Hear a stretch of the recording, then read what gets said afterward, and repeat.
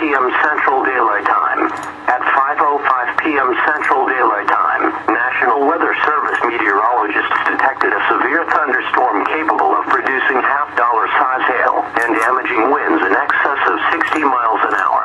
This storm was located near Lake Carl Blackwell, moving northeast at 40 miles an hour. Locations impacted include Perry, Morrison, Red Rock, Marland, Lake McMurtry, Souter Lake, Lake Carl Blackwell, and Ceres. This includes Interstate 35 between mile markers 177 and 206. Move inside a sturdy building until the storm has passed.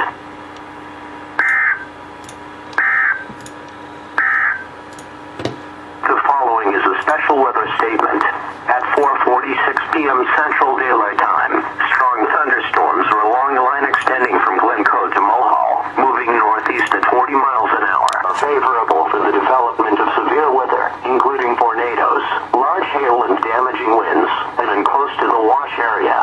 While severe weather may not be imminent, persons should remain alert for rapidly changing weather conditions and listen for later statements and possible warnings. Stay tuned to NOAA Weather